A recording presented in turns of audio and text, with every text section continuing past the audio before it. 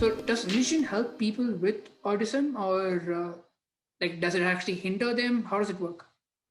Religion. Religion, yes. Interesting. I have to think about that. Ilakkiya?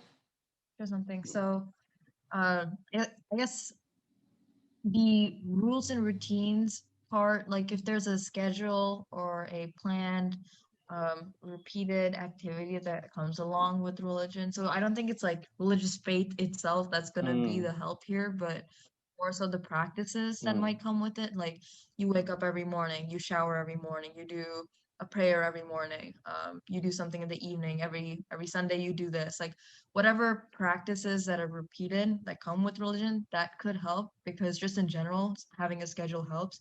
So some of my experience came from a video made by Mark Rober recently. He's a really famous YouTuber. So his son has autism, and he was actually sharing about his experience with that and what he does for his son, what his son does. And it was really great. And he mentioned how they have a set schedule of every night, like they go to bed a certain way. They talk about stories.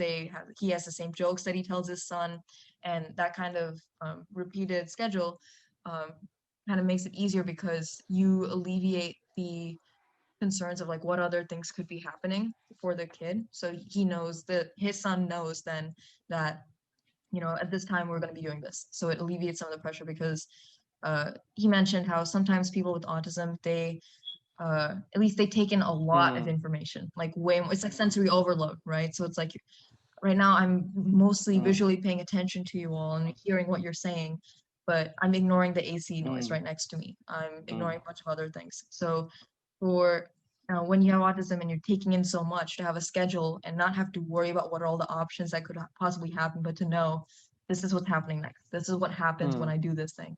That could help. So not the faith itself, but practices, schedules help. Yeah, I think like that's no, that definitely plays a part, and I think that's a good point that you brought up with respect to like overstimulation and whatnot.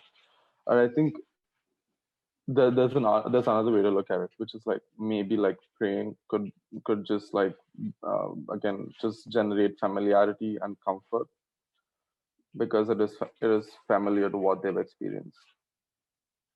You know what I mean? Like it's just like praying is could be like a familiar thing. Again, I don't think the faith particularly helps. Um, I'm pessimistic about the faith itself, but it's just like the rituals creating a sense of comfort. That's I actually like very well put, Ilakkiya. I was excellent. I didn't even like think about that. It was very interesting. So when I was researching this question, I found a study that came out of Boston University, wherein high functioning adults with autism, they're more likely in that given sample size, they were more likely to reject organized religion and replace it with a belief system of their own creation, which I found that to be super interesting. But I believe that's concurrent with the trend in most of the Western world, where we see a lot of younger people above the age of 20 giving up religion, organized religion, and identifying with things that they recognize. So I think the intersectionality is super important here, where you could be a religious person with autism, and I'm not sure if autism in itself would lend, by virtue of it being something that contributes non-neurotypical behaviors, to push a person on either side or not. I do believe that would still have a lot to do with just who you are as a person. You're not just one diagnosis. You're so many other things that could contribute to that. Your gender could, where you're from, the kind of thing that you were raised in.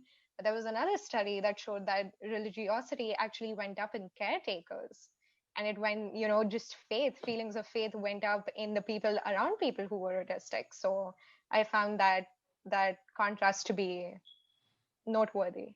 Makes sense though, because you want to be able to cope with the situation you're dealing with better. It's a coping mechanism basically. Religion is a coping mechanism for your inability to process what you're dealing with, basically. That's a really interesting study, Sia. Thanks for sharing. Thanks for watching. If you liked the video, make sure to like, comment, and subscribe. If you'd like to see more videos on the topic, make sure to check out our playlist where we answer more questions. We'll see you next time.